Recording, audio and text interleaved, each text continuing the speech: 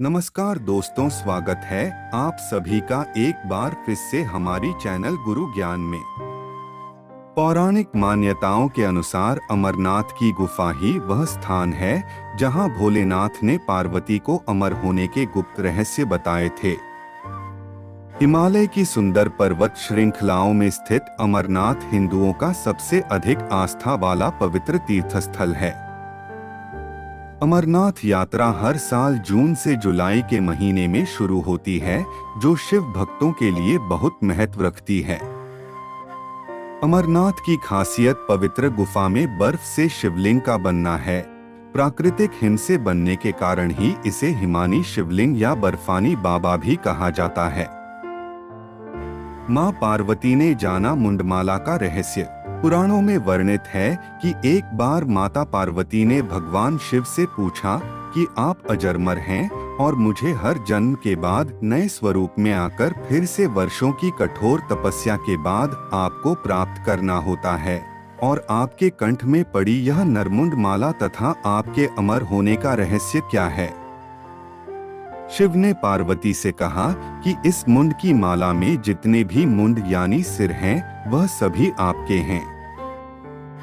देवी पार्वती ने भगवान शिव से पूछा, यह भला कैसे संभव है कि सभी मुंड मेरे हैं। इस पर शिव बोले, ये सभी मुंड उन पूर्व जन्मों की निशानी है। भगवान शिव ने माता पार्वती से एकांत और गुप्त स्थान पर अमर कथा सुनने को कहा, जिससे कि अमर कथा कोई अन्य जीव ना सुन पाए, क्योंकि जो कोई भी इस अमर कथा को सुन लेता है वह अमर हो जाता। पौराणिक मान्यताओं के अनुसार अमरनाथ की गुफा ही वह स्थान है जहां भोलेनाथ ने पार्वती को अमर होने के गुप्त रहस्य बताए थे। कद्रू के पुत्र कबूतरों ने सुनी कथा।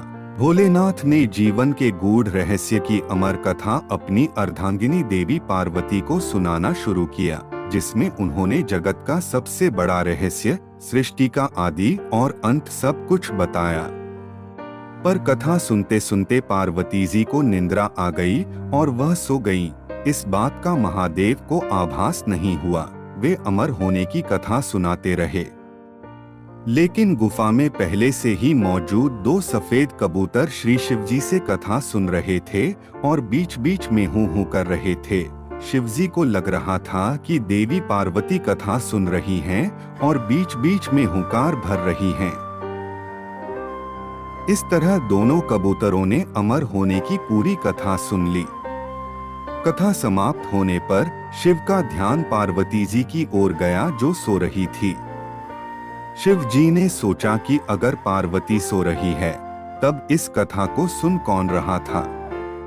तभी उन्हें दोनों कबूतर दिखाई दिए। शिवजी उनका वध करना चाहते थे, क्योंकि उनके अमर हो जाने पर सृष्टि का संतुलन बिगड़ सकता था। इस पर कबूतरों ने विनती की, हे भोलेनाथ, जीवन और मृत्यु के दाता तो आप ही हैं। यदि आप हमें मार देंगे तो आपकी अमर कथा का महत्व नहीं रह जाएगा।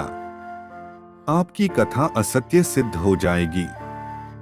इस पर शिव जी ने कबूतरों को प्राणदान दे दिया और उन्हें आशीर्वाद दिया कि तुम सदैव इस स्थान पर शिव पार्वती के प्रतीक चिन्ह के रूप में निवास करोगे।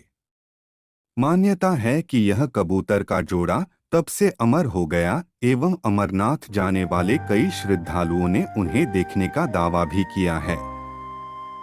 इस तरह से यह गुफा अमर कथा की साक्षी हो गई व इसका नाम अमरनाथ गुफा पड़ा।